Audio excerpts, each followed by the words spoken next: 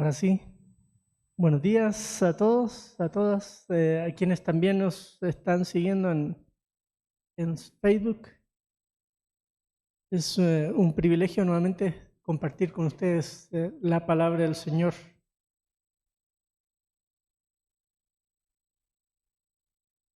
Hace, ¿qué? 3 semanas, 2 semanas, ya perdí la cuenta, estuvo hermano Riyad Casis hablándonos de la esperanza cristiana, ¿recuerdan? En cierta medida era un preparativo para lo que vendría las siguientes 2 semanas, la esperanza cristiana. En agosto del 2007 tuvimos el gozo de conocer a Sofía, la segunda hija de mi hermano Pablo. Ella estaba recién dando sus primeros pasitos. Cuando salimos de aquí del CETECA para ir a estudiar a Chicago, pasamos un par de semanas ahí con ellos y ahí la conocimos. Luego de esa semana seguimos rumbo a Chicago y estuvimos, no sé, unos 2 meses por ahí, un poquito más, pero por ahí. Y de repente mi hermano me llamó para contarme que mi sobrina había fallecido en un accidente en el hogar.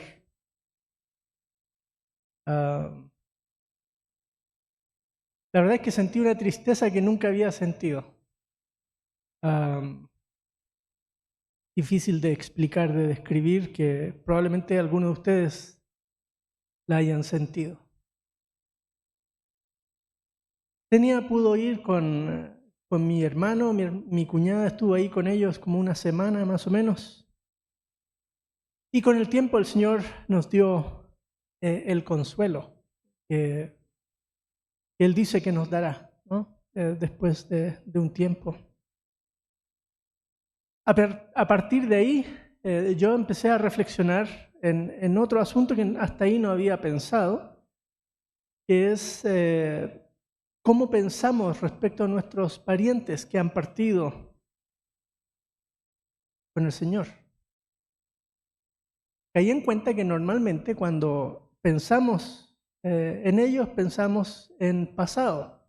Yo tuve un tío, tuve una hermana que se llamaba.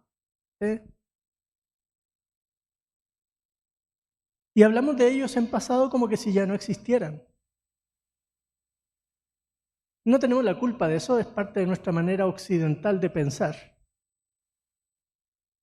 Y además, como evangélicos, le añadimos eso, es que nunca volvemos más al cementerio. Es una cosa curiosa que nos pasa. Pero si se pone a pensar, tendemos muy rápido a pensar en esos términos. Claro, sabemos que los que partieron están con el Señor, como lo decía hace un rato hermano Leonel, ¿no? Sabemos eso, pero en la práctica, en el diario vivir, en lo cotidiano, pareciera que no. Otra anécdota que tengo de mi niñez es que había un hermano de la iglesia que vivía a unas cuadras de la iglesia. En ese entonces teníamos culto en la mañana y en la tarde. En la mañana la escuela dominical y en la tarde el culto de la principal de la iglesia. Así que un montón de veces me quedé en casa de esa hermana a almorzar porque ella tenía un hijo más o menos de mi edad. No me acuerdo su nombre, Ricardo creo que se llama. ¿Sí? La pasábamos súper bien, jugábamos y hacíamos un montón de cosas.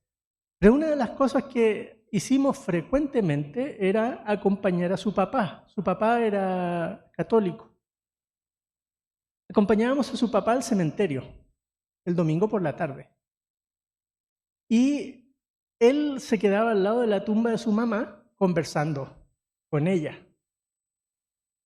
Y mientras nosotros jugábamos por aquí y por allá.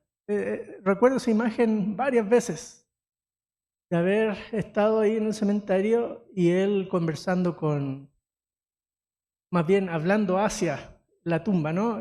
Pero en su percepción conversando con su mamá. Claro, en ese entonces no reparaba en qué ni por qué lo hacía.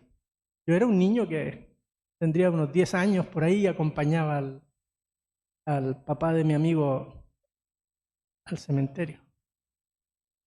Pero estas dos historias me hacen pensar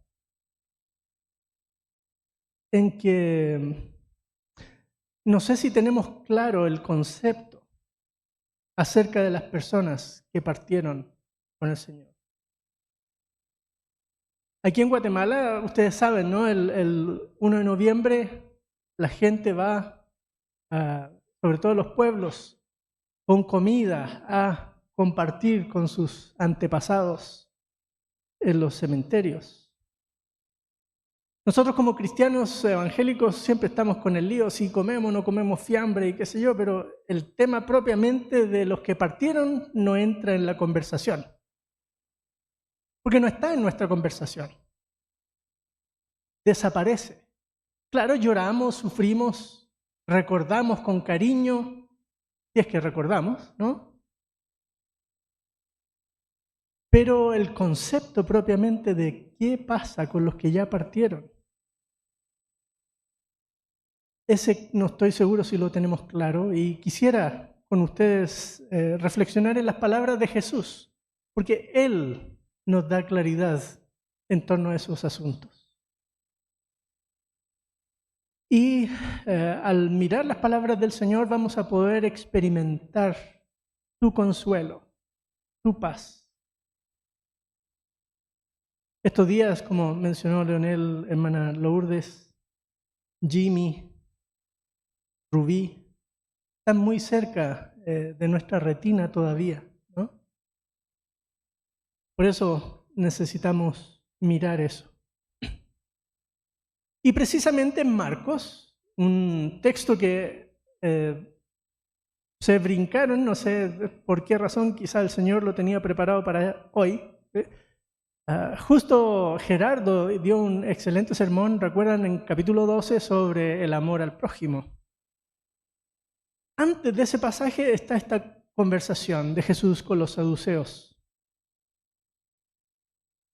Y se acercan los saduceos para probar a Jesús con un tema, ¿no? Y vamos a acercarnos con la óptica de Marcos y la óptica de Lucas. El mismo relato, pero desde dos ángulos diferentes. Usualmente cuando en los evangelios aparecen repetidos los relatos, no son exactamente iguales. Algo cambia. Por eso, cuando los miramos, es bueno ponernos muy atentos a ver cuál es el énfasis que cada autor le da al relato. Y de esa manera logramos sacar temas bonitos del pensamiento teológico de cada evangelista en las mismas historias del Señor. El primer relato entonces está en Marcos capítulo 12, versículos 18 al 27. Marcos capítulo 12, versículos 18 al 27. Estoy leyendo en Biblia de las Américas, el texto dice así. Y algunos saduceos, y entre paréntesis dice Marcos, los que dicen que no hay resurrección, se le acercaron y le preguntaban diciendo, Maestro, Moisés nos dejó escrito, si el hermano de alguno muere y deja mujer y no deja hijo, que su hermano tome la mujer y levante descendencia a su hermano. Hubo 7 hermanos y el primero tomó esposa y murió sin dejar descendencia. Y el segundo la tomó y murió sin dejar descendencia, y asimismo el tercero, y así los 7 sin dejar descendencia, y por último murió también la mujer.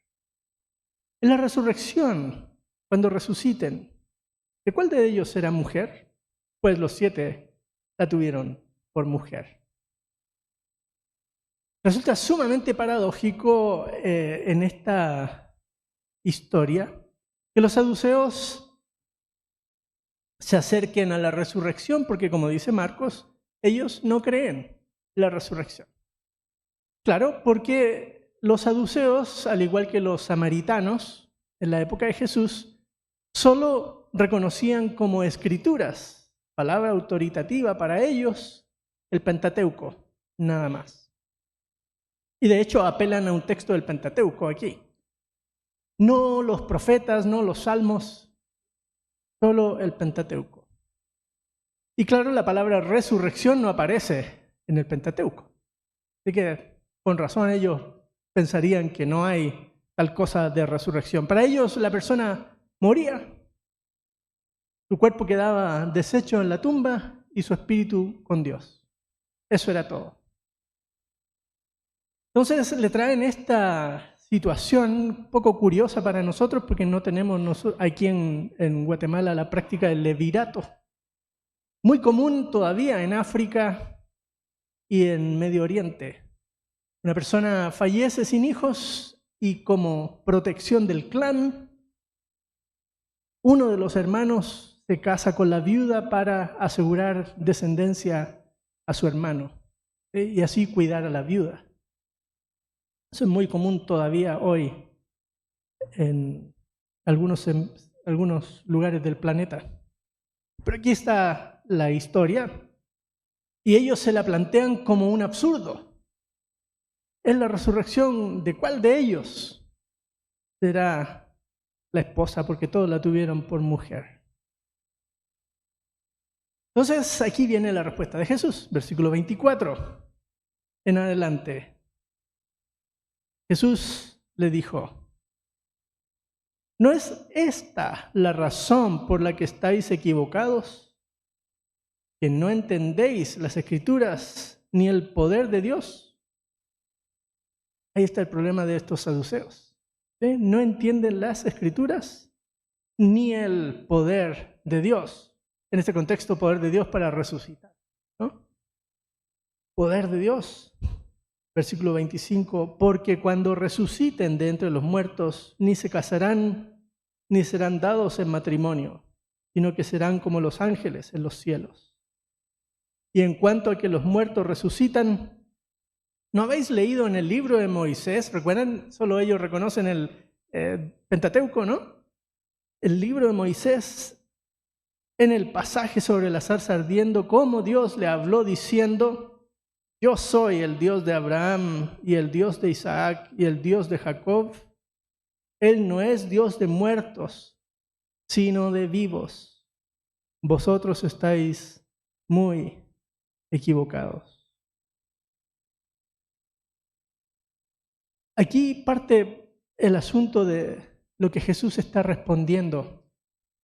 Lo hace en tres esferas. Primero resalta el problema de ellos.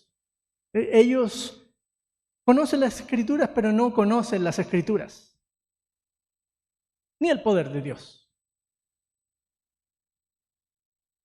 Están cuestionando la resurrección porque no conciben que Dios sea capaz de hacer eso, resucitar a los que ya partieron, aunque conocen las Escrituras. ¿Podríamos nosotros recordar algún texto bíblico que hable de la resurrección? Rápido, alguien que lo diga, Recio, en voz alta.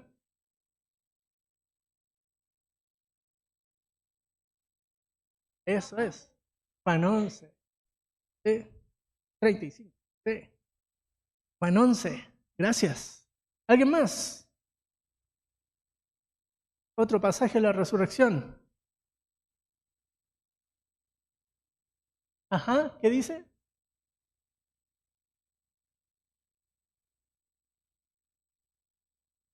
Hermano Leonel lo dijo hace un rato, o fue su esposa la que lo mencionó, ¿no? Que en Tesalonicenses dice que el Señor vendrá y los muertos en Cristo resucitarán. ¿O se acuerdan ese pasaje de Pablo en Corintios que dice: si Cristo no resucitó, vana es nuestra fe? Y somos de los más locos aquí en este planeta, sin esperanza. O sea, conocemos textos de la palabra de Dios que hablan de la resurrección. pero quizá no estamos tan conscientes de la importancia del poder de Dios para hacer eso que el texto dice. El Señor es poderoso. El Señor es poderoso para resucitar. Y es lo que el Señor Jesús le dice a Marta en esa conversación en Juan 11. Ella confiaba en que Dios resucitaría al final de los tiempos a los justos. Y Jesús le dice, el que cree en mí, aunque esté muerto, vivirá.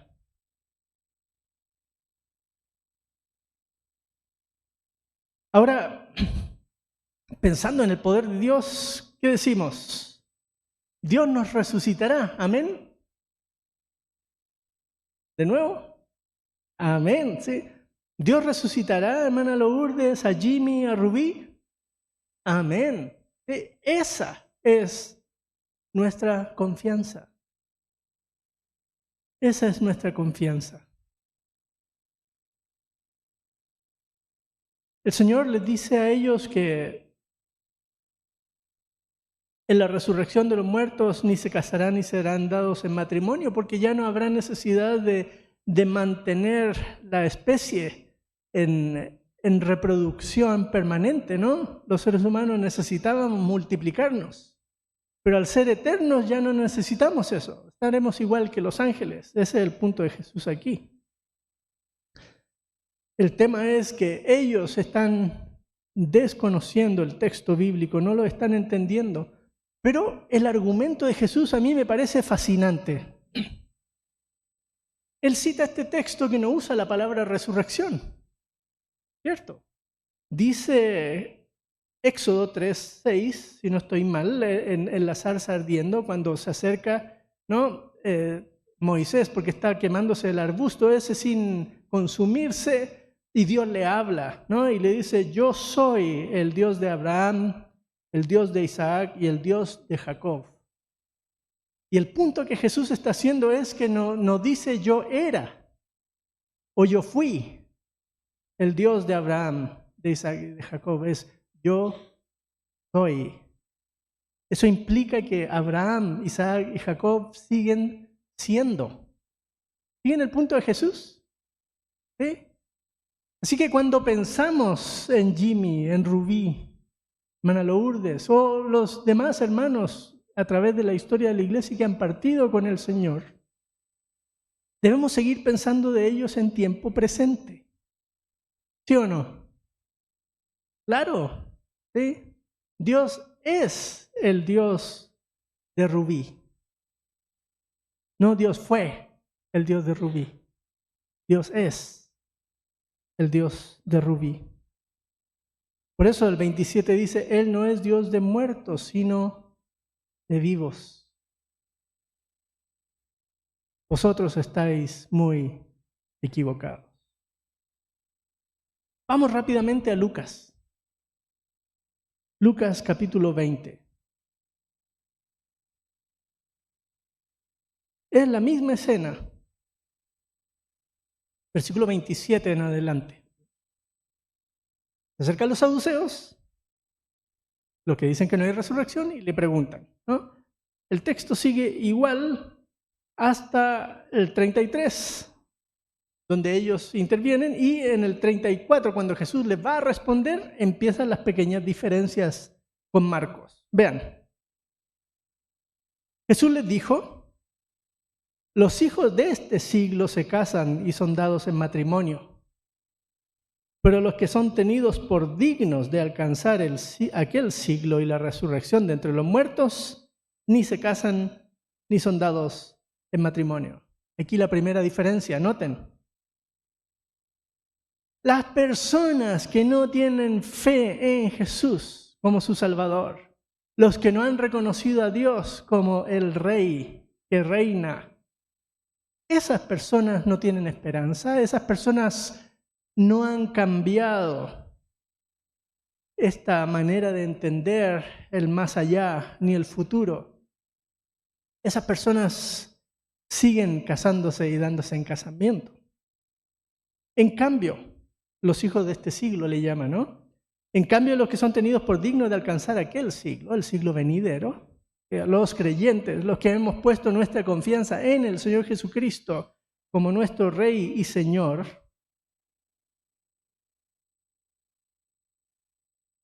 ni se casan ni son dados en matrimonio en la resurrección. ¿Eh? En la resurrección. Porque tampoco pueden ya morir. Versículo 36. Pues son como los ángeles y son hijos de Dios, siendo hijos de la resurrección. Los creyentes tenemos esa profunda confianza entonces, a partir de las palabras de Jesús, de que resucitaremos. Y resucitar es ya no morir. Y estaremos con el Señor para siempre. Qué lindas palabras del Señor, ¿no? Ahora, la siguiente parte de la respuesta de Jesús también tiene una pequeña diferencia. Vean, versículo 37. Dice, pero que los muertos resucitan. Aún Moisés lo enseñó. En aquel pasaje sobre la zarza ardiendo, donde llama al Señor el Dios de Abraham y el Dios de Isaac y el Dios de Jacob. Y vean lo que Jesús responde ahora. Dice el 38. Él no es Dios de muertos, sino de vivos. Hasta ahí estamos igual que Marcos, ¿no? Vean lo siguiente. Porque todos viven para Él. Porque todos viven para Él. El Señor entonces apela al mismo texto en Lucas, ¿no? Y resalta la razón porque todos viven para Él. O sea, cuando morimos, los que creemos en el Señor Jesucristo como nuestro Salvador, claro, morimos. Dejamos de respirar, pero seguimos vivos. En la teología, la manera de pensar africana, ellos hablan de los vivos, todos son vivos. Los vivos que no han nacido, los vivos vivos y los vivos muertos. Todos son vivos.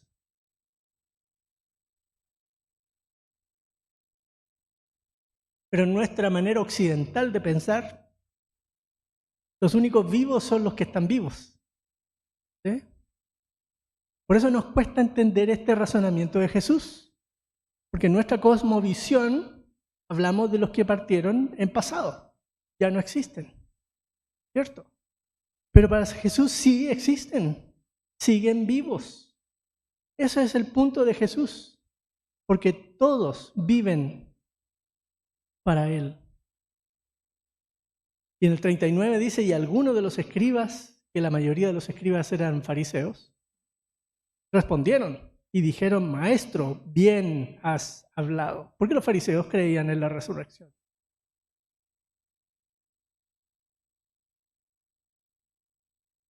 La razón que subraya Lucas es la misma que quiero subrayar hoy. Todos viven para Dios. Hermana Lourdes, Jimmy, Rubí, están vivos, pues viven para Dios. Ya no están con nosotros, nos duele, lloramos, los extrañamos, pero viven. Sí, viven con el Señor. Esa es nuestra esperanza. Y otra de los componentes de esa esperanza es que volveremos a verlos en la resurrección de los justos. En la consumación de los tiempos el Señor vendrá y resucitará a los que han muerto en Él. Qué linda esperanza, ¿no? Esta esperanza es la que una y otra vez apela a los escritores de las epístolas. No solo es una esperanza de recibir la herencia, como dice el apóstol Pablo en Colosenses, es la esperanza de que el Señor traerá con Él a los que durmieron, como dice 1 Tesalonicenses. Es la esperanza de que nuestra vida no termina con la muerte. Y no se trata de que viven en nuestros recuerdos, como en la película Coco. ¿Recuerdan? ¿Sí? Que a medida que las personas van olvidando, como que van desapareciendo, y ellos quieren que la persona los recuerde. Eso es pensamiento teológico mexicano, ¿no? Pero está muy arraigado en nosotros. Sí, viven en nuestros recuerdos, en nuestras memorias. No. Ellos viven, aunque nosotros no nos recordemos de ellos. ¿Cierto? Viven, porque viven con el Señor. Ellos creyeron en el Señor, por lo tanto, viven. Viven. Por eso quiero animarnos a que descansemos en la palabra y el poder del Señor, pues todos vivimos para Dios. Dios es Dios de vivos. El Señor consuele nuestros corazones. Oramos.